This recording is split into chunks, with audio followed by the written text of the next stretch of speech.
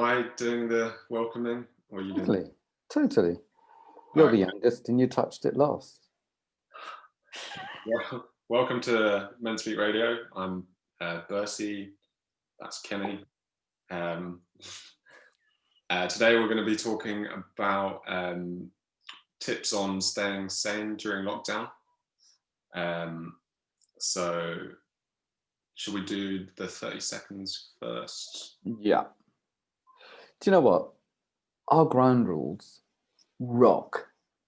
And a lot of people have said, yeah, I read the ground rules, and then they forgot what they are and how good they are. And recently in the closed groups, they've come up again.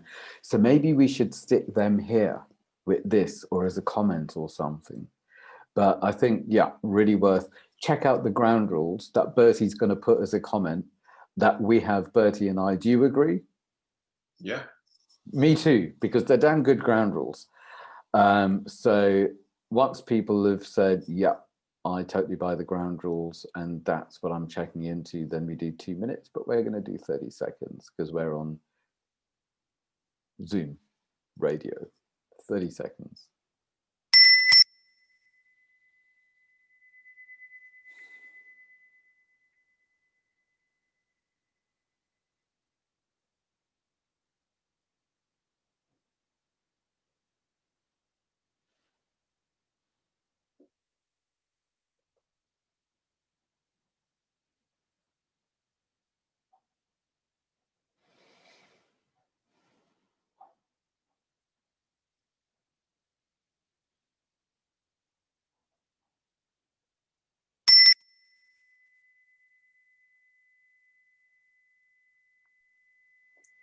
Do you know, another thing crossed my mind, maybe before we do the, what you call it, whatever it was that we just said, what we're talking about. How are your young men's group, how are your young MenSpeak groups going?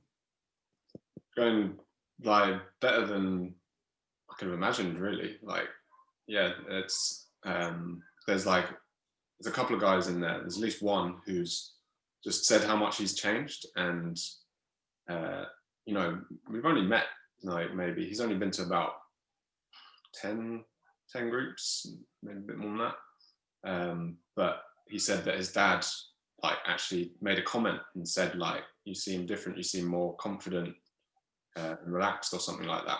And I see it in him, like he just seems more present and yeah, just happier. So that's a really, really nice feeling. And yeah, I've like been moved a couple of times by some of the guys saying in the group, like, this is amazing. Like, you know, I went to therapy for a couple of years, but this even just coming a few times, I really feel a difference. Not that it's, you know, a competition to therapy or anything like that, but yeah, that was pretty incredible to hear. And it's quite like a group of regulars actually. Like there's guys that about between 4 and 6 of us who pretty much come to every session. So wow. Yeah. Does that mean in any way that new people might find it cliquey or feel like outsiders, or how does that work? Because now people might think, okay, I'm going to send my son or I'm going to go myself, but I'm going to be the new boy in class, and that's just no, they're not going to like me, or they all know each other and I'll be the outsider. How do you manage that? I don't know. I don't think that comes across. So it's not an issue. No, I don't think so. Same with us. Same at the daily check-ins. There are some people who come regularly. There are some people that come once a month or haven't come since lockdown last year. It's not an issue. And for me, from what you've said, it just goes to show how we become products of our environments. And if you're holding an environment that's good for them and includes them, and there's space for them to show up, then they can be more in the group and be more in their lives. Good on you. And today, what date is it? 7th? 7th? Yeah, 7th. We are launching Mature MenSpeak, which I'm really excited about. And the way I worded it is for men over 50 or men who identify as mature. I should have said people who identify as men as well, but men who identify as mature or wish to learn to be mature or something like that. But it's, I remember when I ran the Men Beyond 50 groups, and there was something different about it, in that there are different issues, maybe to deal with different, not just different stages in life, but also different relationships, kids, grandkids, but more than anything, health issues, aging issues, acceptance issues at a different level. So I'm really chuffed that we've started that, and I would imagine it might be weekly. So we're doing it Thursday at 5 tonight, and I'd imagine it would be every Thursday at 5. So it's not too early, not too late, but just right. So we've got the young, we've got the mature, we've got the women's groups. Things are going very well. And I had an email today from the Telegraph. It looks like they want to write something about us, which is jolly nice. Right. And the other thing I was going to ask about, because I think we talked about it last time, is your birthday. Yeah, I had a surprise Zoom birthday Zoom party that evening. I thought I was just going to be hanging out with a couple of people, Paul and a couple of people, but Paul had arranged a surprise birthday party, so I kind of logged on to Zoom expecting to see, maybe one or two people, and there was just there was about loads of us. There was about 15, wasn't there? I thought for a minute initially, I thought I'd gone to the wrong Zoom. I did someone's Zoom party, but yeah, it was really nice. We just just bantered, and I got everyone to tell me about what they were doing when they were 28, and and then one of the guys there did a little song for us, some guitar, and then I did a little song, and it was really nice. It was such a buzz. It was really good fun. And I was so chuffed that so many people, and from all over the world as well, so many people, not one let on. Unlike the surprise party you organised for Paul, when John sent a message saying, sorry, I'll be late for your surprise party. It's like, what? Meanwhile, Paul pretended and he did quite well. and we bumped into Paul outside the venue. Surprise party, me and another guy. He was just like, why are you here?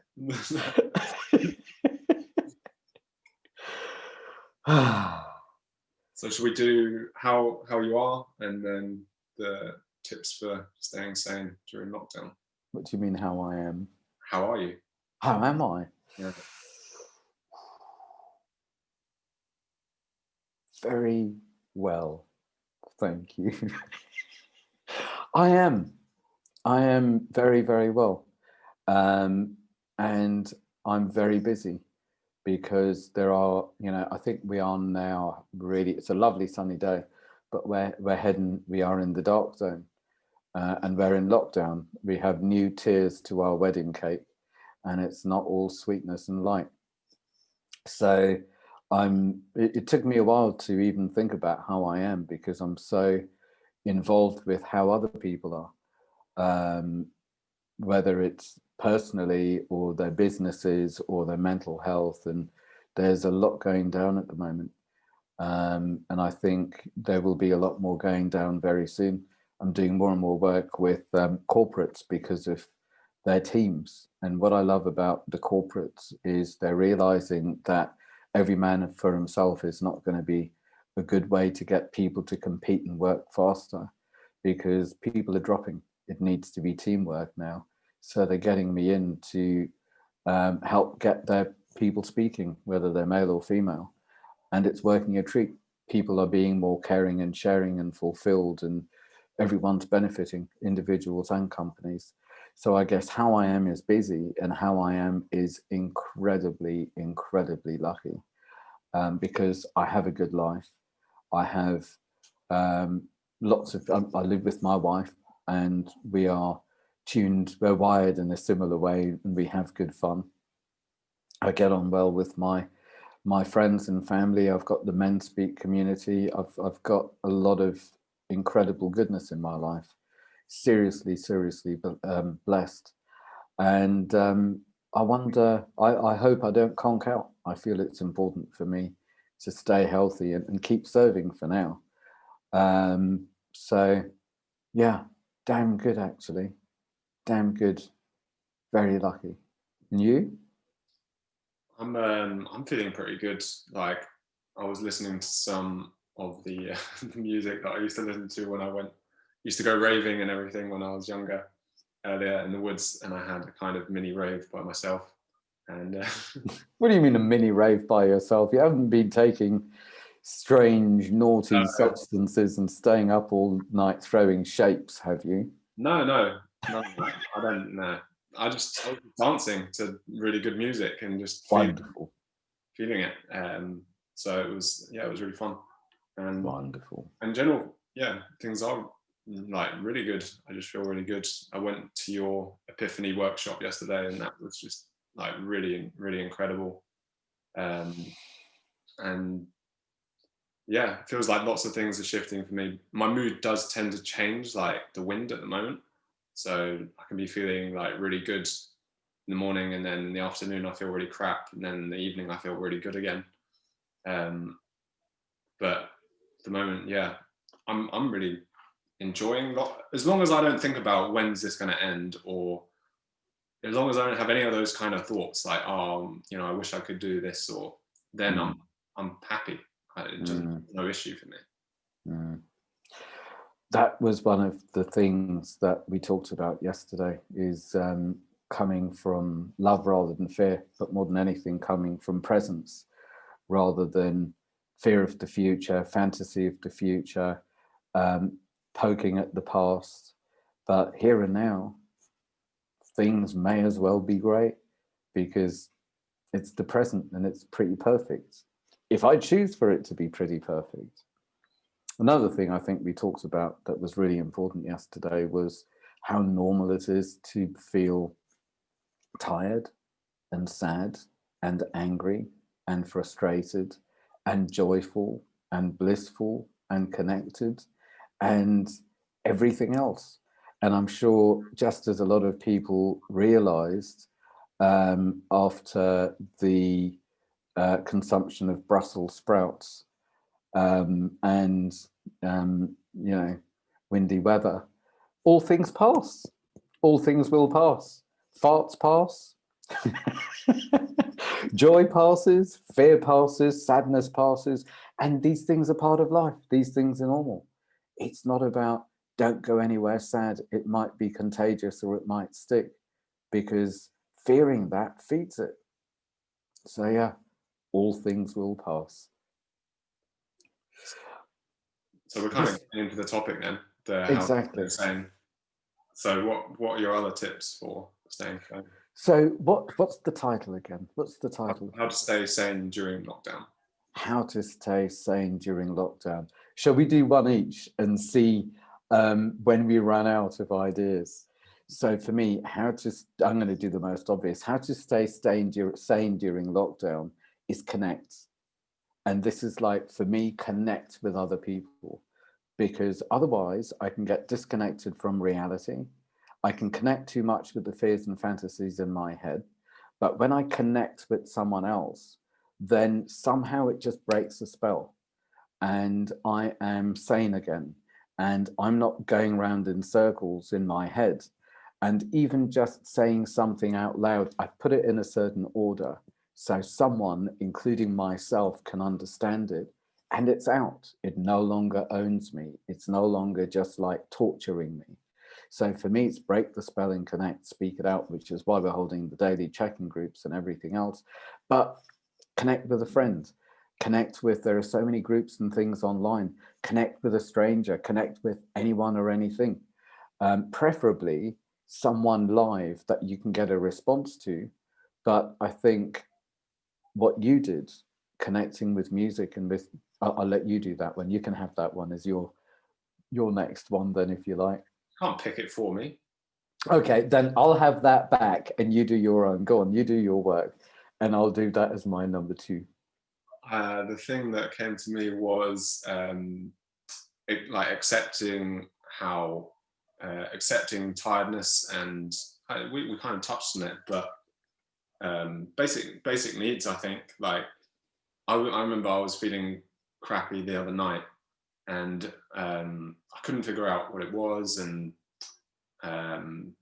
yeah, and in the end, like, I just kind of laid down on the sofa, and I was like listening to like Ramdas or something like that, and in about like 2 minutes, I started to almost start falling asleep, and so then I was like, oh, that's it, I'm tired, and so I just went to bed, and I woke up, and I felt brilliant afterwards.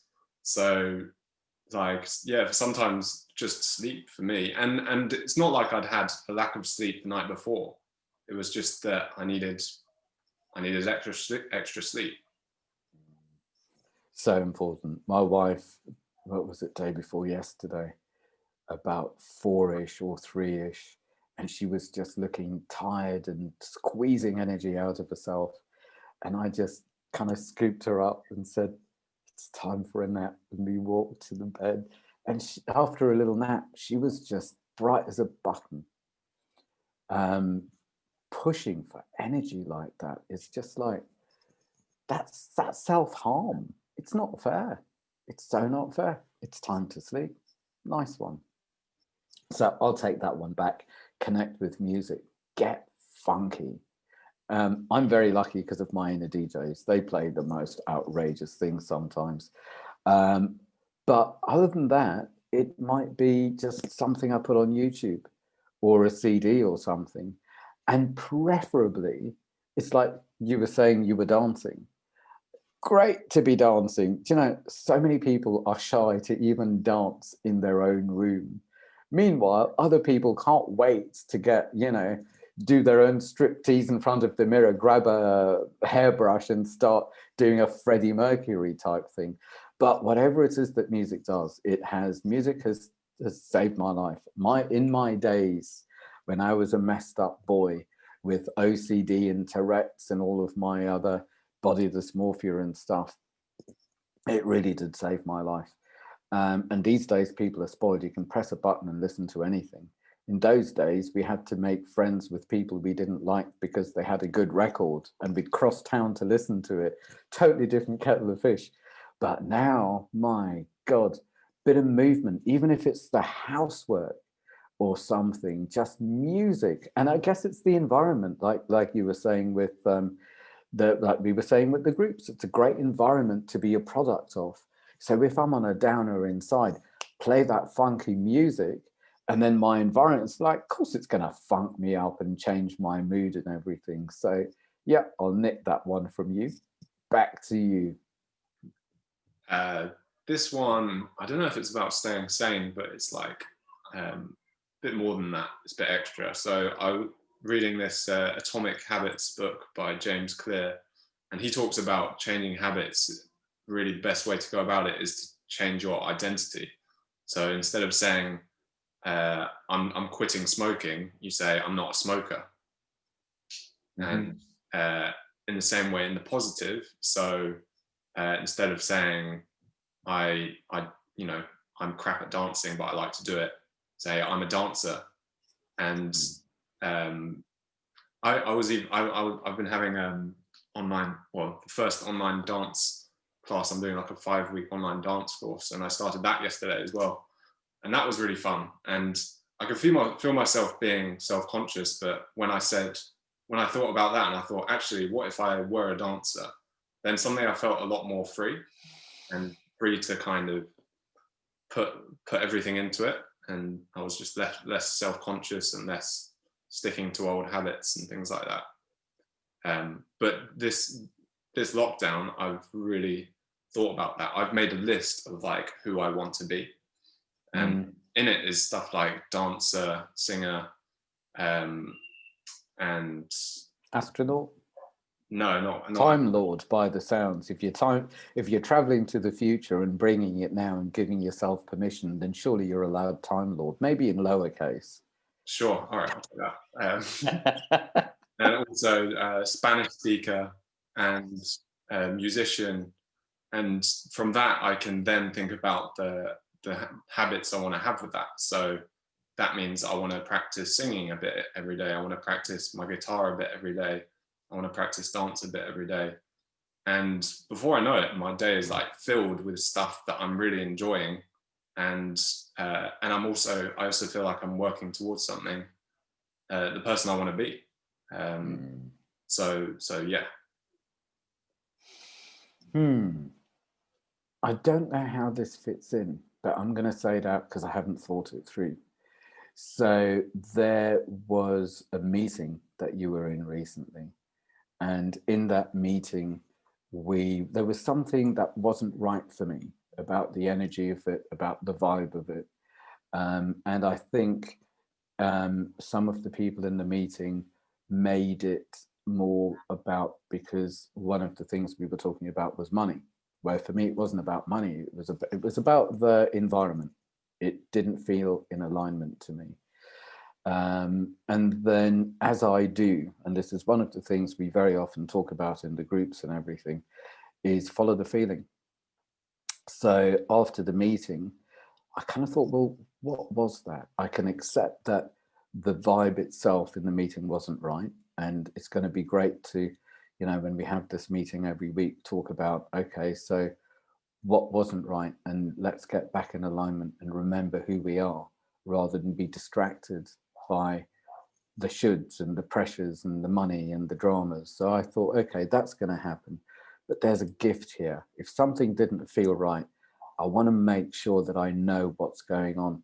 So after the meeting, like, what is it for me to learn? So I got in the feeling, and then I followed the feeling back, and it was really weird. I did not see this coming. It was very simple, but it was an incident, and I don't remember which.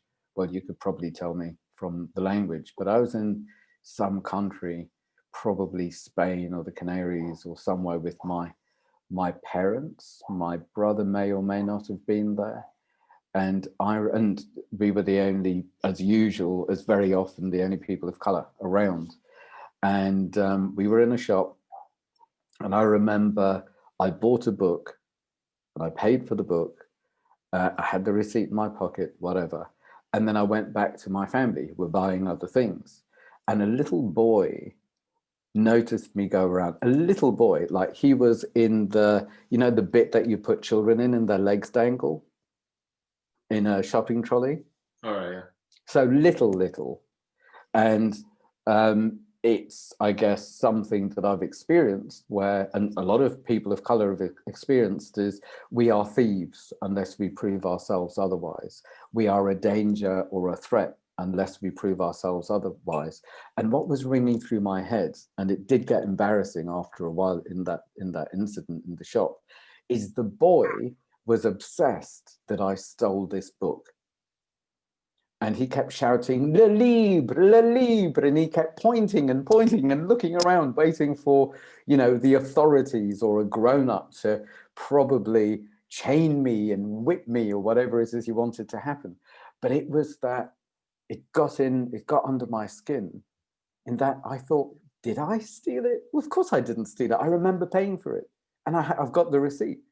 And it's like, do they all think I've stolen it? Do I need to prove myself?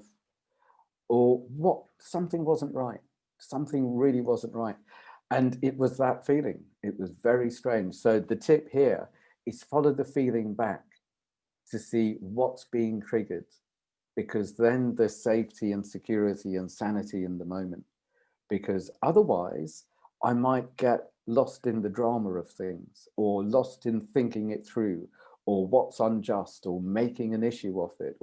But no, it was about that. That's what was triggered. So I dealt with the gift that I needed to get. And it's only since Black Lives Matter that I've felt not only permission, but anyone is even remotely interested in another perspective or experience of life. And a few people I know said exactly the same. No one was ever interested before, but it was interesting that that's triggered. And now I have the audacity to even talk about these things.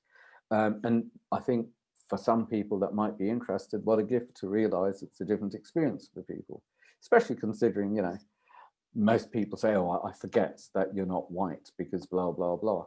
Yeah, I have a very different experience to most people that I know, and it's pointless really talking about it because it's just describing something that's irrelevant generally. But yeah, that was triggered, and I so look forward to going back to the meeting and getting things in alignment and clear with good boundaries. So yeah, I guess that's my time travel. Yours is in the future. I am a dancer and a singer, and it just sounded like a great dating profile, where mine was the past to get myself present. So back to you.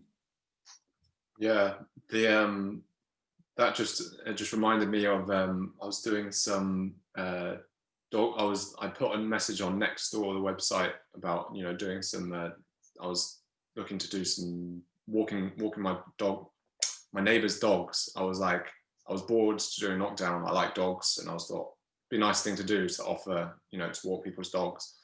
And so I wrote it, and then someone commented saying, so someone commented, and they were interested, and they were like, oh yeah, I'll message you. And someone replied to them and said, be careful, ... or watch out, ...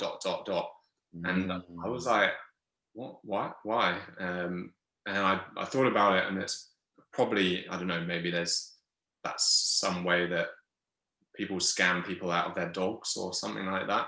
Wasn't really sure, but I met this lady, just for a trial kind of walk with her dogs. And the whole time I was so on edge, just kind of trying to prove that I was a nice person, that I'm a trustworthy person. I felt very much on the back foot, so I kind of know what you mean about, having to prove that you're safe and trustworthy or something like that. And I definitely felt it then, and it wasn't a nice feeling. And yeah, it felt kind of claustrophobic, actually, and just like painful. It's like, I'm not this person, so stop projecting it onto me. And even at the end of the walk, she just said, kind of half joking but half serious, like, you're not a dog thief, are you? And I was like, haha, no. But I felt really uncomfortable with it. Yeah, so I wonder whether being male might make you an abuser. And another thing with that, I realized the other day, is like, even when I'm just walking around, like, in the sunshine, I feel a bit, if there's a woman around, I feel a bit like I can't just amble around and just like be off with the fairies. I have to be going somewhere and have a purpose, because otherwise, yeah, I'm suspicious. I'm dodgy. What kind of man just wanders around like looking at houses, and it's just coming from, and that's next door is up to no good. Yeah, next door is full of pictures of suspicious men looking at houses. Wow. What, really? Yeah, it's full of it. So I realized, like, yeah, I think men generally are probably I don't know, maybe it's just me, but I'm a lot of the time on the back foot trying to prove, I'll pretend that I'm going this way and I've got a purpose. If someone walks by, if a woman walks by, just in case she thinks I'm a bit dodgy and suspicious, and I make her uncomfortable. So many men I know do that. Walk slowly, cross the road away, etc., etc. And I guess in a way, my fear of the woman coming from fear is all fear-based. There's no love or connection or anything like that. It's just shocking, and it's got worse during lockdown, because it's like everyone's a zombie, and I'm going to get a scratch and suddenly become a zombie. Everyone's contaminated. Everyone's the enemy. So could you sum that up as a tip? I think you did, really. It's like, come from love, not fear. And you're right. Like, I have no idea what they're thinking. They might even be thinking, oh, it's really nice to see a guy, ambling about, without a, purposeful direction to do something, and it's taking in the sights. It reminded me of I gave a talk recently for diversity and inclusivity in the workplace, and people wanted to know about men. and how to include men and for men's voice to be heard. And one of the things I said was that men are very often, from what they've said to me, fearful of being passionate because they'd possibly be told that they come across as angry or domineering. And as soon as I said that, there was a message that was read out saying exactly the same for Black women. We don't want to be seen as angry Black women. So it's like all this suppression. Are we not allowed to just show up and be passionate? Do we have to be so subdued so everyone feels safe or nice? I think things are surely opening up to include everyone. Yeah, it's love rather than fear. And again, yeah, like when I heard that, I was like, that's a shame, because I've been around, Black women who are very passionate, and I find it really refreshing. Yeah, it's exhilarating. Yeah, it's beyond a glass of water. Yeah. But the subdued stuff where no one knows what's going on, and it's all nicey, and say, oh my God, it's so boring. So I think following on from that is my next one is to reevaluate here and now what is actually true. What was the question? 5 ways. 5 ways. We've gone over 5 to stay sane. Same during lockdown. So it might be that I'm still stuck in the playground with something, and that this just puts me right back to a guilt that I had very, very early on in playground, actually. One of my friends who I really liked was a guy called Peter Johnson, and we were in Catholic school together. And I used to love football. I really, really, really enjoyed football. But I didn't want my best friend Salvatore, who was the captain, to put me in the team because I didn't want my parents to spend money on a football kit, because I knew that we were poor refugees. But I'd still play in the playground, and I absolutely loved it. And I remember once I kicked the ball and it went straight in Peter Johnson's face, and it really, really, really hurt him, and he was in shock. And he was generally so confident and funny and all of that, but he was really hurt, and he cried, and he was angry, and maybe threatening. I don't even remember, because I felt so bad that I caused pain. So it's be present rather than I shouldn't play too rough, or I might cause pain, or whatever. It's like that was then, and it's not happening now. I don't need to be carrying that guilt. So be present. Is it true that if I play with enthusiasm, and that could be around the boardroom table, it could be with friends, it could be anything, that I might hurt someone? Or am I allowed to be big? Is it true that I remember my father used to say when we were in Wales, because I still whistle a lot. I whistle on the underground, and my friends and wives say, stop whistling. It's, I don't know, it's just they're playing something. Of course I'm going to whistle along. And my father used to say at night time in Wales, stop whistling, you'll attract the snakes. What? In Fishguard? I don't even think snakes would be attracted by me whistling in Africa, leave alone Fishguard. But it's these things. It's like, is it true? Is it true that I have to be small? Is it true that I have to be good? Is it true that I will cause harm? Is it true that if I have something, it'll cost something? Reevaluate, get here and now and reevaluate, because otherwise, is it true that people are out to get me? Is it true that I need to believe all the conspiracy theories because the world is a bad place and no one and nothing's on my side? Actually, I choose to believe that most of those things when I was a surviving boy are not true. And that makes space for me to exist here and now. And it just opens up my world to just so much passion and love and connection and everything else. So yeah, reevaluate what is true and what's not true, because the bogeymen from the past have probably retired by now. You don't need to keep summoning them. Back to you. I think this one is kind of related, and we might have already done it actually, but going back to the not thinking about when is this going to be over, when's things going to go back to normal, Am I going to catch it? Is my family going to catch it? Just for me, it's just been so helpful just to not think those thoughts. And I know it's simple saying that. It's kind of like the pink elephant thing. Don't think about pink elephant, but then you think about pink elephant.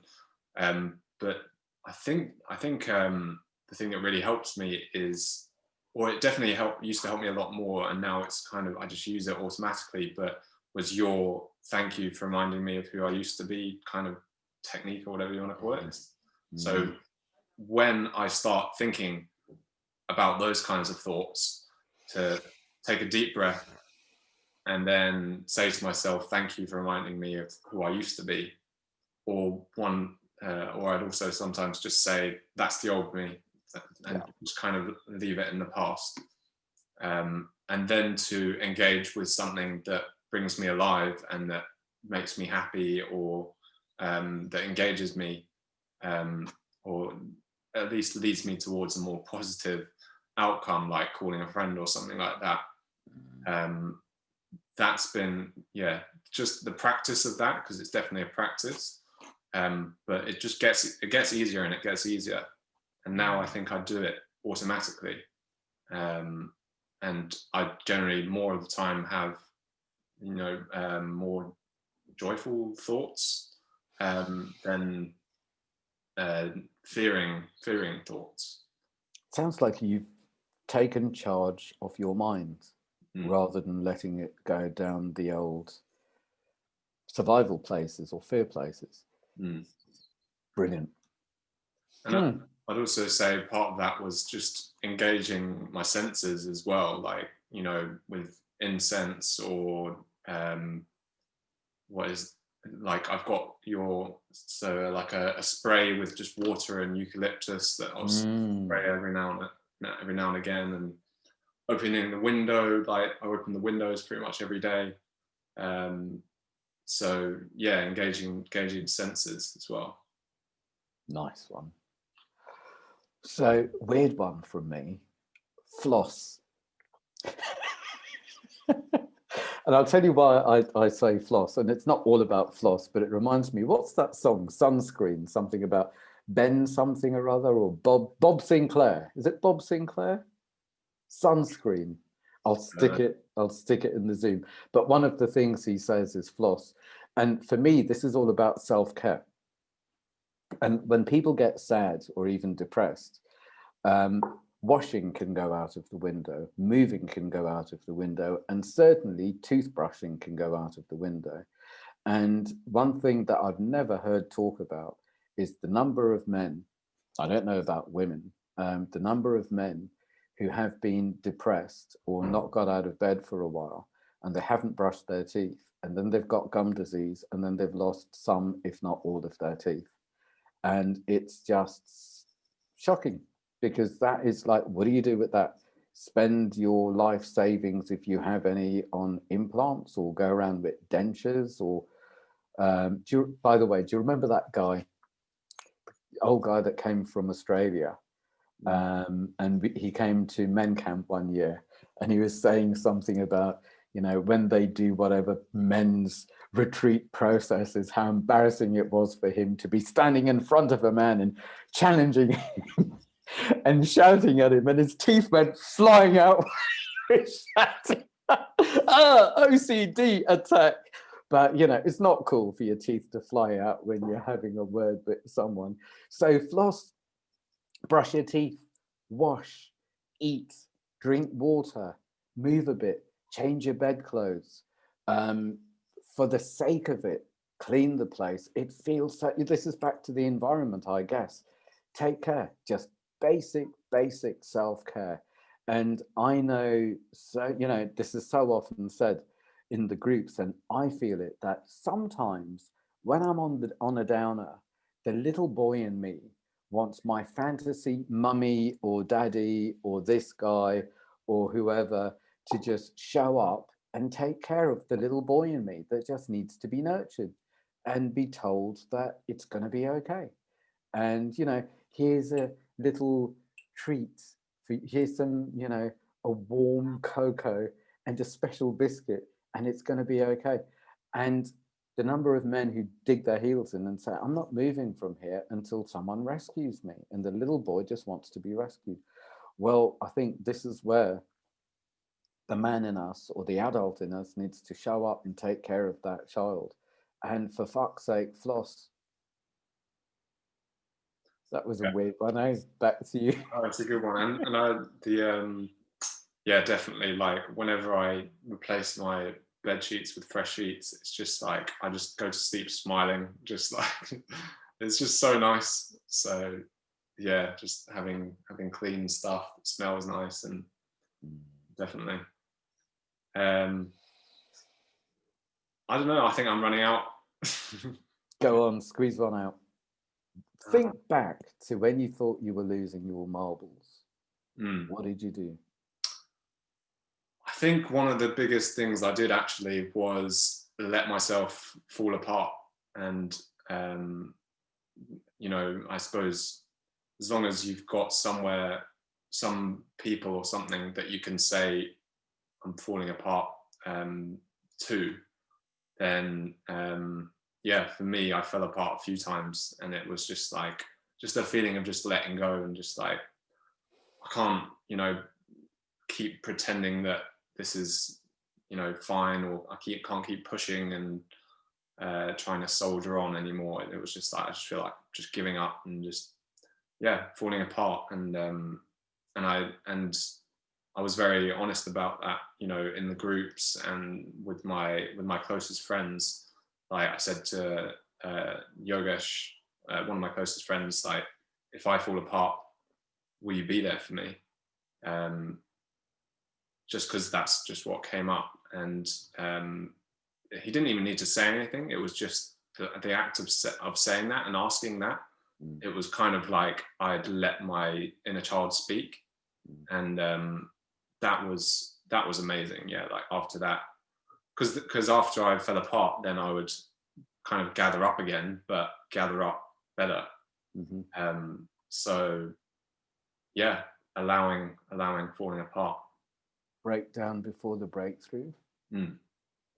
It's really weird. What crossed my mind is death, drugs, and orgasm. Apparently, it's good to go with it and not fight it. I don't know if this actually applies to the orgasm bit, but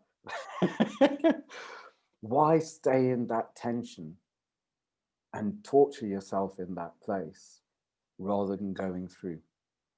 The fear of things in my life have been torturous, but the things that I've feared have come and gone like no big deal, or maybe a big deal for a few seconds or a few minutes or whatever it is.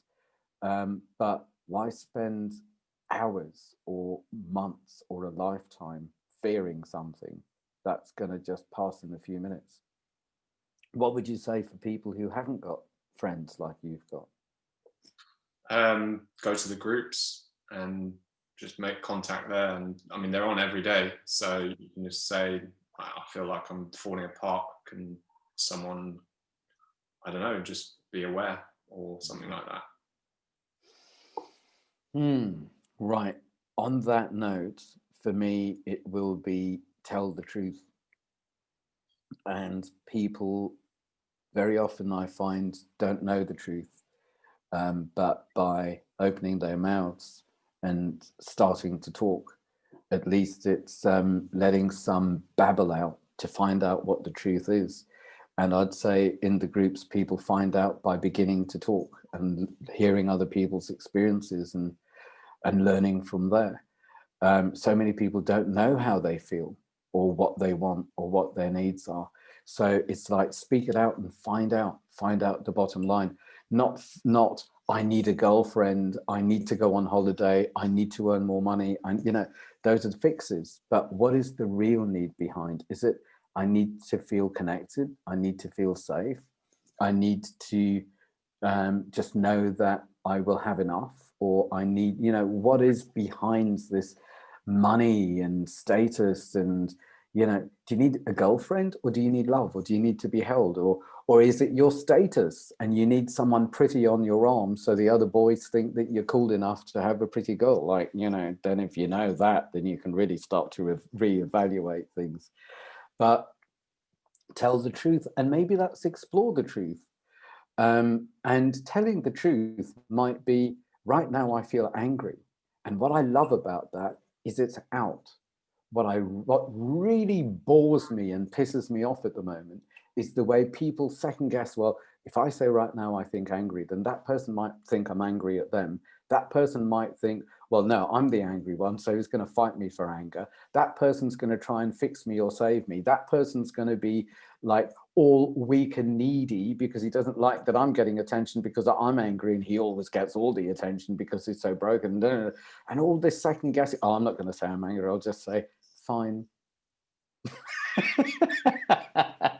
Tell the truth, whatever it is, and make a mess, because once there's a mess, it can be poked about and the goodness can be taken out, or whatever it is that needs to come out or be learned from it, that can be extracted, and the rest can just pass, rather than carrying the mess around and being a mess. Back to you. I think we're out of time. We are. Oh my God, I've got a client in seconds. By the way, not just that stripe, but check it out. Just on that one and not that one. Funky. And on that note, oh, should we do 30 seconds? Let's do 30 seconds. That was good, eh? Yeah. Right, here we go.